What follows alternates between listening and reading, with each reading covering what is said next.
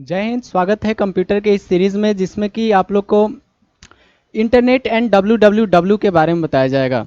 तो ये इंटरनेट क्या होता है, इसका कहाँ कैसे यूज होता है, तो ये आपको ट्रिपल सी हो या DCA ADCA DTP या हैकिंग हो या आपको वेबसाइट से रिलेटेड कोई भी डाउट हो या बेसिक उसका हो आपको इंटरनेट हो, तो इसके बारे में आपको इसमें फुल जानकारी मिलेगी। तो आगे हम देखते हैं कि इंटरनेट आखिर क्या होता है, इंटरनेट हम क्या मतलब कैसे उसको यूज कर पाते हैं। इतने बड़े इंटरनेट देखते हैं कि फ़ोन में भी इंटरनेट यूज होता है, का अपने पीसी में यूज करते हैं, तो उसका यूज कैसे होता है उसके बारे में हम लोग जानेंगे। तो इंटरनेट को देखने के पहले हम लोग देखें कि इंटरनेट जो कि इंटरनेट के क्या है, इंटरकनेक्टेड नेटवर्क। इंटरनेट मीन्स क्या होता है, इंटरकनेक्टेड नेटवर्क, यानी दो दो कंप्यूटर के बीच में या दो डिवाइस के बीच में एक कनेक्शन बनाना ही क्या बोला जाता है, इंटरनेट कनेक्शन बोला जाता है, इंटरनेट बोला जाता है उसको। ठीक है, तो इंटर से हम लोग क्या देख लिए कि इंटरकनेक्टेड, और नेट से हम लोग नेटवर्क जान गए। ठीक है, क्या हुआ, इंटर इंटर ये हो गया दो पार्ट में। इंटरनेट क्या है, दो पार्ट में, दो पार्ट से मिलकर बना है। इंटर से हो गया इंटरकनेक्टेड, और नेटवर्क से हो गया आपका नेट से हो गया नेटवर्क। तो is a network system that connect millions, यानी बहुत सारे मिलियंस मिलियंस ऑफ पीसी और इसमें डिवाइस क्या है, एक साथ कनेक्ट हैं। ठीक है, तो उसके बाद हम लोग देखते हैं कि इंटरनेट के कुछ प्रोटोकॉल भी होते हैं। जैसे आप किसी देश में रहते हैं तो उसका एक संविधान होता है, उसका एक नियम होता है, रूल रेगुलेशन होता है। वैसे ही इंटरनेट पर भी एक रूल रेगुलेशन होता है। जैसे कि आपने उसमें देखा होगा कि इंटरनेट प्रोटोकॉल में क्या होता है, तो इंटरनेट प्रोटोकॉल में आता है पहला HTTP। आप कोई भी साइट सर्च करते हैं उसमें क्या आता है, HTTP एस लिखा हुआ आता है। तो हम जानेंगे कि ये क्या होता है, आखिर क्या होता है। तो HTTP जो होता है as a request response protocol, ये क्या होता है, जो हम रिक्वेस्ट करते हैं उसका रिस्पॉन्स प्रोटोकॉल है ये, जो कि HTTP gives user a way to interact with web resource. Web में जो डेटा स्टोर है उसको हम लोग क्या करते हैं, सर्च करते हैं, सच एज HTML फाइल्स जो होते हैं उसको, या PHP फाइल्स होते हैं, transmitting hyper text message between clients and server, client और सर्वर के बीच में। ठीक है, यानी डेटा क्या होता है, ट्रांसफर होता है, आदान प्रदान होता है, उसी को क्या बोलते हैं, इंटरनेट बोलते हैं। और इंटरनेट का प्रोटोकॉल होता है जो कि HTTP होता है। नेक्स्ट हम लोग देखें कि क्या है, TCP होता है। TCP यानी ट्रांसमिशन कंट्रोल प्रोटोकॉल। इसको कोई कंट्रोल करने वाला होना चाहिए ना, तो वही होता है आपका TCP यानी ट्रांसमिशन कंट्रोल प्रोटोकॉल, जो कि होता है is an important network protocol that lets two host connected, यानी दो होस्ट कनेक्टेड से क्या होता है, एक साथ उसको कंट्रोल करता है एंड एक्सचेंज डेटा स्ट्रीम्स। क्या चीज डेटा उसको सही प्रोवाइड कराना है उसको वो कंट्रोल करता है। तो TCP guarantees the delivery of data and packets in the same order as they were sent. Internet जो होता है कई पैकेट में, जैसे कि हम सर्च करते हैं तो आप फ़ोन खोलते हैं, फ़ोन में भी कई स्टेप होते हैं तब जाकर कोई भी चीज़ आप सर्च कर पाते हैं। तो वो भले तेज़ी से काम करता हो, लेकिन क्या होता है कई पैकेट में तोड़ तोड़ के वो क्या करता है, इंटरनेट काम करता है। तो वही क्या करता है, TCP यानी ट्रांसमिशन कंट्रोल प्रोटोकॉल जो होता है उसको कंट्रोल करता है। नेक्स्ट हम लोग देखते हैं जो कि होता है IP। ठीक है, IP क्या है, स्टैंड फॉर इंटरनेट प्रोटोकॉल। देखिए TCP क्या हो गया, हमारे डेटा को अपने अंदर कंट्रोल किया, और आगे भेजेगा कौन, आगे भेजता है आपका HTTPS। और उसके बाद फाइनली कौन हमारे पास भेजेगा, वो होता है आपका IP। आप सुने होंगे कि IP एड्रेस प्रोवाइड कराया जाता है कई का, जैसे कि एयरटेल जियो या कोई भी आपका सिम होगा तो वो क्या करती है, IP आपको प्रोवाइड कराती है। तो IP stands for internet protocol, इसको ध्यान में रखिएगा। क्या होता है, इंटरनेट प्रोटोकॉल होता है which is the set of rules governing for format of data sent via the internet. यानी इंटरनेट पर आप क्या सर्च कर रहे हैं, क्या लीगल है इलीगल है, तो उसको कंट्रोल क्या करता है, कंट्रोल तो TCP करता है, लेकिन एक एड्रेस प्रोवाइड होता है। तो ये किसको क्या बोलते हैं, IP को हम इंटरनेट का एड्रेस बोल सकते हैं। ठीक है, इंटरनेट प्रोटोकॉल को हम क्या बोल सकते हैं, एक एड्रेस बोल सकते हैं। चलिए नेक्स्ट हम लोग का है, नेक्स्ट हम लोग देखते हैं कि HTTP जो होता है वो सिक्योर नहीं था, तो उसको सिक्योर बनाने के लिए क्या किया गया, उसमें सिक्योर सॉकेट लेयर HTTP में पी में SSL ज्वाइन किया गया। तो क्या बना, HTTPS बन गया, जो कि हम आगे देखेंगे कि HTTPS बन गया। यहां पर हम देखें क्या बन गया, HTTP। आप सर्च करते होंगे तो कोई साइट जो होती है कि लीगल नहीं होती है तो उस पर क्या लिखा रहता है कि HTTP, सॉरी लीगल इलीगल कोई बात नहीं है इसमें। तो ये क्या होता है, HTTP जो होता है वो आपका सिक्योर नहीं होता है, आपका डेटा उसमें सिक्योर नहीं होता है, लेकिन उसमें एक छोटा सा एस जो जुड़ जाता है, जैसे कि यहाँ पर HTTPS SSL यानी सिक्योर सॉकेट लेयर उसमें जुड़ जाता है, यानी HTTPS पी और एस एक छोटा सा रहता है, आप ध्यान दीजिएगा, आप साइट सर्च करेंगे तो HTTPS लिखा हुआ आएगा। तो क्या होता है, आपका डेटा उसमें सिक्योर होता है। अच्छी अच्छी कंपनियों में जिसका डोमेन अच्छा होता है उसमें क्या होता है, HTTP SSL, आगे देखेंगे कि डोमेन क्या होता है। ठीक है, तो हम समझ गए कि HTTPL में सिक्योर सॉकेट जो लग जाता है तो क्या हो जाता है, वो HTTPS हो जाता है। ये आप देख रहे होंगे कि इंटरनेट आपको कैसे प्रोवाइड होता है। जैसे कि ये ऑप्टिकल फाइबर है, समुद्रों में लंबी लंबी बिछाई जाती है वायर, ऑप्टिकल फाइबर, और कई ग्रुप में बिछाया जाता है। ठीक है, समुद्र की सतह में नीचे बिछाया जाता है, जो कि एक दूसरे देश को कनेक्ट कर सकते हैं। ठीक है, आप कोई भी इंटरनेशनल सर्च करते हैं तो क्या जाता है, पहले आपके देश के सर्वर जो जहाँ पर हेड क्वार्टर सर्वर है, जैसे कि हमारे यहाँ मुंबई है, चेन्नई है, कोलकाता है, ऐसे ही है। तो यहाँ पर क्या है, कोस्ट जहाँ पर है वहाँ पर हम लोग का क्या है, सर्वर है। तो उस वहाँ से क्या होता है, जिसमें हम और भी जैसे दुबई में है, आपको फिनलैंड हो या सिंगापुर हो, यहाँ पर हम लोग कुछ भी इंटरनेशनली सर्च करते हैं तो क्या होता है, ऑप्टिकल फाइबर से आता है और आता है।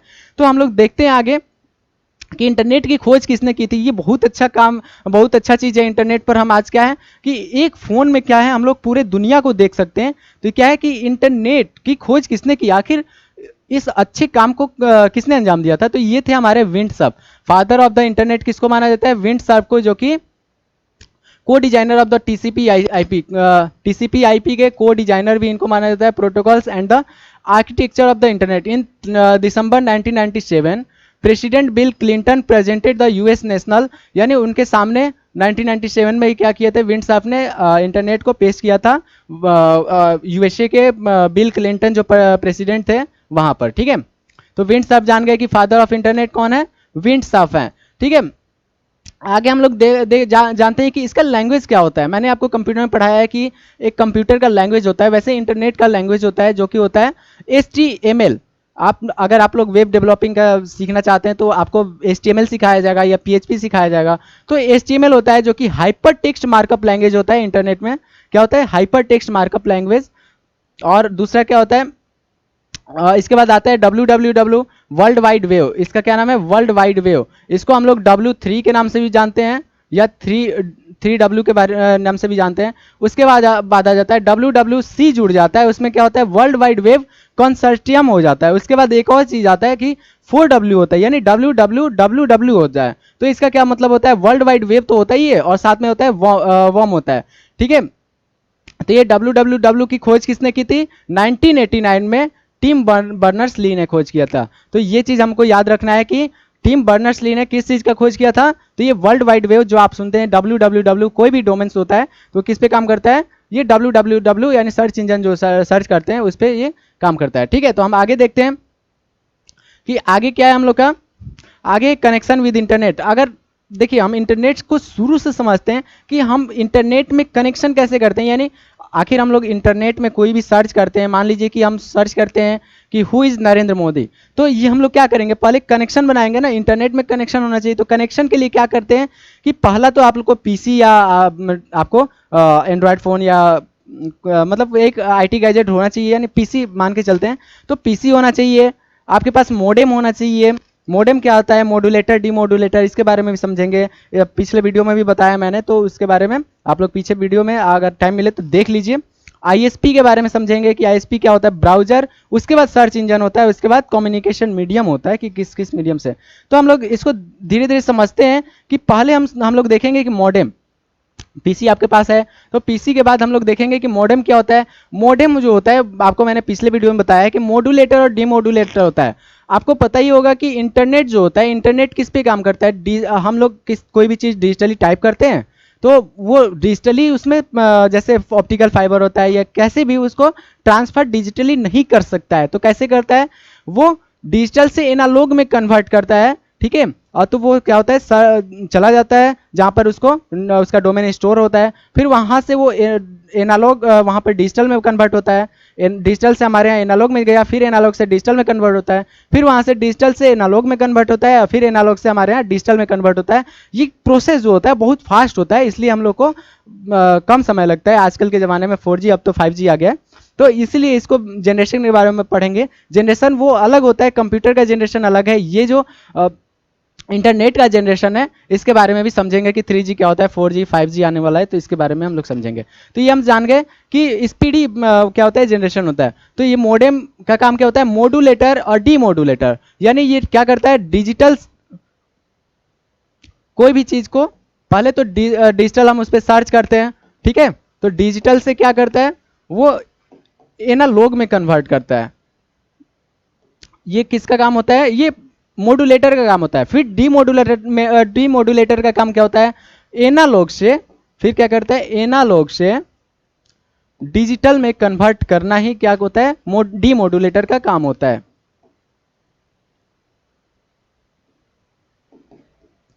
ठीक है, तो ये आप लोग साइड में देख रहे होंगे कि ये आपका मॉडेम इस तरह के कुछ होते हैं।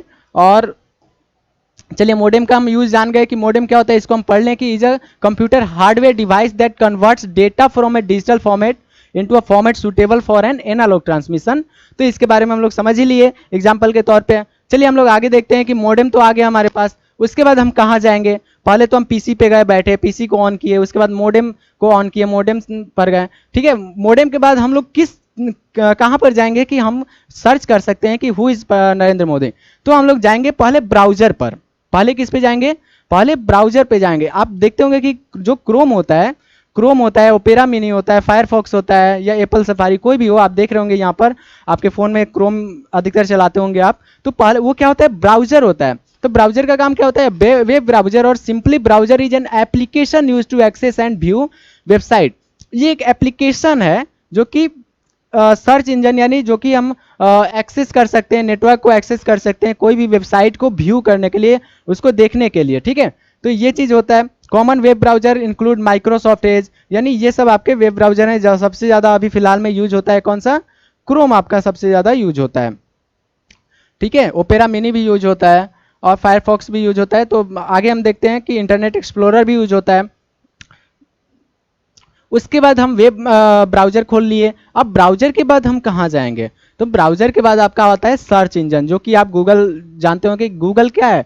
गूगल आपका वेब इंटरनेट डायरेक्ट उससे नहीं खुलता है, पहले आप वेब ब्राउजर पे जाते हैं, उसके बाद सर्च इंजन है। गूगल क्या है, सर्च इंजन है। तो गूगल ही नहीं है, गूगल के जैसे बहुत सारे, याहू पहले आता था, अभी भी ये याहू है, तो MSN है, आस्क है, एओल है, बहुत सारे ऐसे हैं। तो इसके बारे में, सर्च इंजन के बारे में पढ़ लें कि search engine is a web based tool that enables user to locate information on the world wide web. यानी ये वर्ल्ड वाइड वेव की खोज किसने की थी, टिम बर्नर्स-ली ने। आपको बताया मैंने ना। तो ये क्या हुआ कि www पर भेजता है कौन, सर्च इंजन, ठीक है। तो सर्च इंजन कौन कौन से होते हैं, तो ये सर्च इंजन आपके गूगल हो गए, और अधिकतर अभी गूगल यूज होते हैं, ठीक है। तो आप जान लेते हैं कि कई कंट्री में अपना, जैसे कि क्रोम यहाँ पर इंडिया में यूज होता है और पूरा वर्ल्ड वाइड में क्रोम यूज होता है, तो वैसे ही रसिया एक अपना यूज करता है जो कि है येंडेक्स।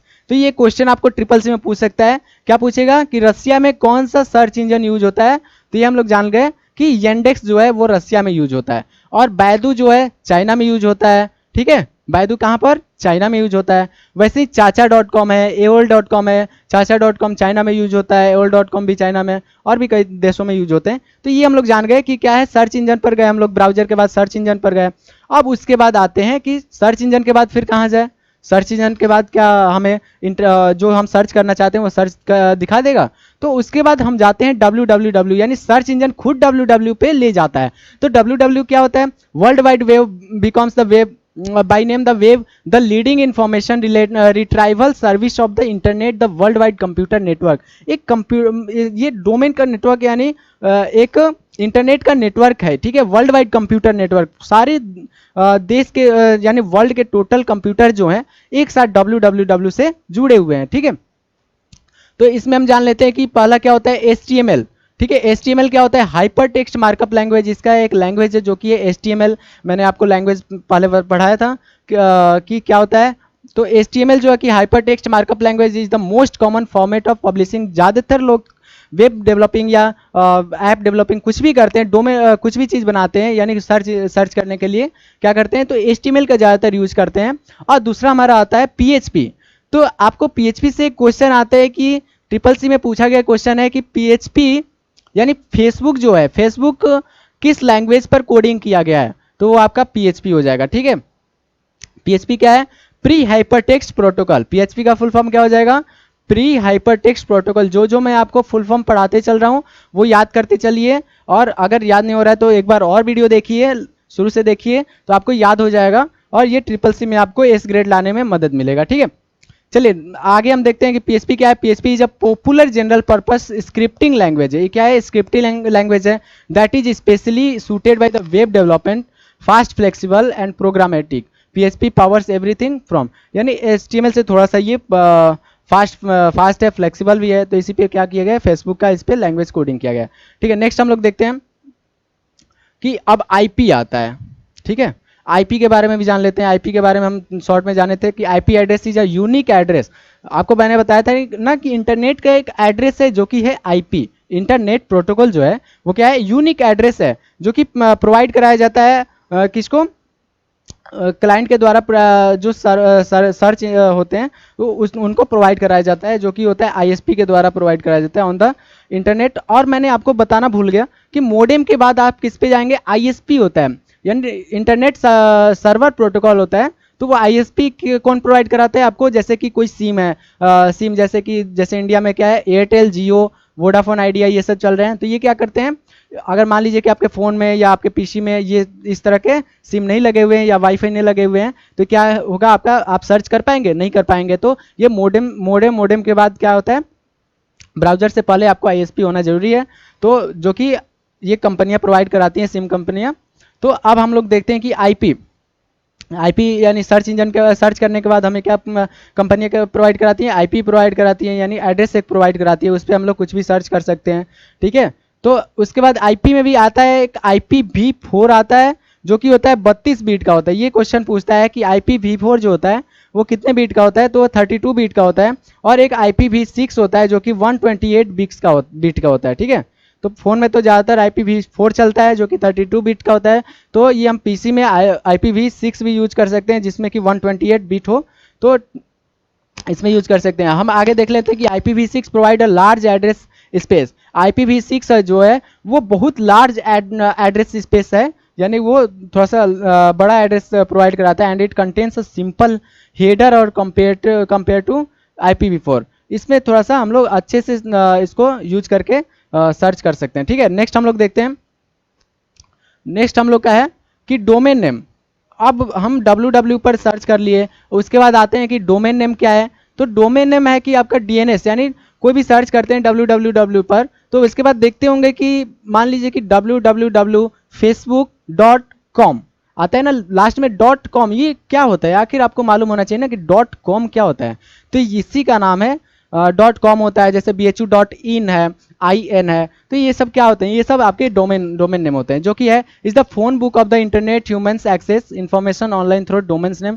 जैसे कि आप कॉन्टैक्ट सेव करते हैं, तो कॉन्टैक्ट में क्या सेव करते हैं? किसी का नाम सेव करते हैं, तो वही ये नाम होता है कि इस नाम से वही डोमेन नेम होता है, जो कि आपको इंटरनेट में सेव होता है कि इस नाम से ये चीज़ कोई भी सर्च करेगा तो उसको हम प्रोवाइड कराएंगे। तो डोमेन नेम होता है, जैसे कि आप कोई साइट बनाएंगे तो उसमें .com लगा ले सकते हैं, तो इसमें होता है .com होता है जो कि कॉमर्शियल यूज़ के लिए होता है। और दूसरा होता है .edu, एजुकेशन से रिलेटेड अगर वेबसाइट है तो उसमें क्या होता है? एजुकेशन .edu होता है। और उसके बाद आता है .co, यानी कंपनी कोई होती है तो उसमें क्या लगता है? .co, xyz.co, www.xyz.co लगता है। उसके बाद आते हैं कि .net, नेटवर्किंग होता है, तो उसमें क्या होता है? .net होता है यूज। और उसके बाद आप लोग देखते होंगे कि मान लीजिए कि मैं यहाँ पर लिखूं कि bhu.ac.in, यहाँ पर तो दो डोमेन नेम आ गया। तो इसी को बोलते हैं, हम क्या बोलते हैं? Top level domain. यानी IN से क्या हुआ? IN से क्या हो गया? .in से आपका इंडिया क्या शो करता है? इंडिया। ठीक है, यानी जो bhu.ac यानी एकेडमिक हो गया, AC से एकेडमिक हो जाता है। और इंडिया, ये एकेडमिक क्या है? कहाँ है? इंडिया में है। तो ये आपका टॉप लेवल डोमेन जो लास्ट में लगता है उसको क्या बोलते हैं? टॉप लेवल डोमेन बोलते हैं। ठीक है, तो ये चीज़ हम लोग जान गए कि सर्च कर लिए, अब सारा कुछ सर्च कर लिए। अब जान लेते हैं कि ये इंटरनेट जो होता है कि ये किस किस बेस पर, इसके टाइप क्या होते हैं, इंटरनेट के टाइप क्या होते हैं, ये किस बेस पे काम करते हैं। तो पहला आता है इसका जो इसका कवरेज होता है वो क्या होता है, पर्सनल एरिया नेटवर्क, जो कि पैन होता है। क्या होता है, पर्सनल एरिया नेटवर्क जो पैन होता है is the computer network that connects computer device with the range of individual person. जैसे कि 30 मीटर के मतलब 30 मीटर के अंदर ही इसका यूज होता है। जैसे कि आप ब्लूटूथ का यूज करते हैं, ब्लूटूथ जैसे हेडफोन यूज करते हैं या कुछ भी यूज करते हैं, आप शेयरिंग करते हैं किसी से, जैसे कि यहाँ पर देख रहे हैं कि शेयरिंग करते हैं या माउस चलाते हैं, कुछ भी करते हैं, तो किस में आता है, आपका पैन में आता है, पर्सनल एरिया नेटवर्क में। उसका मैक्सिमम रेंज कितना होता है, 30 मीटर होता है। इसको हम लोग याद कर लेंगे कि पैन का मैक्सिमम रेंज कितना होता है, 30 मीटर होता है। ठीक है, नेक्स्ट हम लोग देखें कि आपको लैन होता है, लोकल एरिया नेटवर्क होता है। क्या होता है, local area network is a collection of device connected, ये पढ़ लीजिए आप। और उसके बाद लोकल एरिया नेटवर्क का हाईएस्ट कितना होता है, 40 to 50 मीटर होता है। लोकल एरिया नेटवर्क यानी आप अगर ऑफिस में बैठे हैं तो ऑफिस में मान लीजिए फर्स्ट फ्लोर पे कोई कंप्यूटर है, सेकंड फ्लोर पे, यानी उसी जगह पर क्या हो, एक कंप्यूटर दूसरे कंप्यूटर से कनेक्ट हो या कोई भी डिवाइस उसका कनेक्ट हो, तो क्या बोला जाता है उसको, लैन, लोकल एरिया नेटवर्क। एक वायर के थ्रू से कनेक्ट होता है, या मान लीजिए कि वायरलेस भी आ गए हैं कुछ, तो उसको क्या बोलते हैं, लोकल एरिया नेटवर्क होता है। ठीक है, अधिकतर पैन में वायरलेस चीजें किस में आती है, पैन में आती हैं। लोकल एरिया नेटवर्क में वायर का यूज होता है, तो इसको क्या बोलते हैं, 40 to 50 मीटर इसका रेंज होता है। उसके बाद नेक्स्ट हम लोग आते हैं, ये देख सकते हैं कि एक ऑफिस में ही इसका यूज होता है कई कंप्यूटर को जोड़ने में।